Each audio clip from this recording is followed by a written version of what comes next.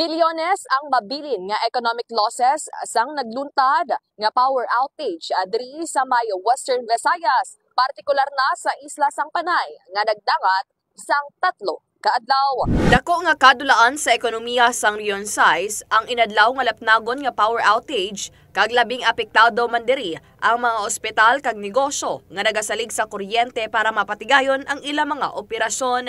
Sa interview sa K5 News FM Iloilo kay National Economic Development Authority o NEDA 6 Regional Director Aresio Casing Jr., iya ginpayag nga sa ila inisyal nga computation kundi paanggid sa natabo sa Abril tuig 2023 magalabot ini sa 2.5 to 3 billion pesos. Nakigsapol man ang nasambit nga ahensya sa Department of Energy o DOE nga nagpasalig kag nagmando nga masolusyonan ang power crisis sa riyon kag nag-explikar man ang National Grid Corporation of the Philippines o NGCP kung nga natabo ini.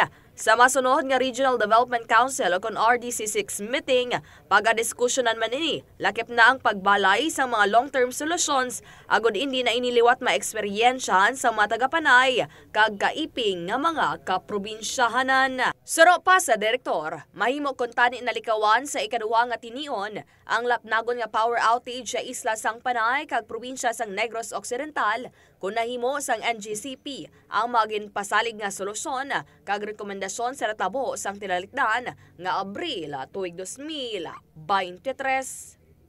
Families and our children, especially when we sleep under the heat of the night, so it is very hard, especially for most especially for our elders and the young ones, and also those in the hospitals. So this has brought about major social inconveniences.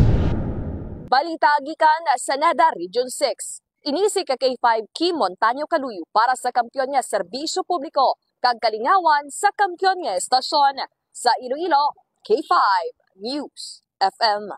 Ang ining balita ang ginadulong sa inyo sang DTX Coffee Mix. Himo sa natural nga sangkap pareho sang amarkuso, chia seeds, desugared sugared cane extract powder. DTX Coffee Mix. Nakakapi ka na, naka-detox ka pa. DTX Coffee Mix. Mabakal sa mga butika.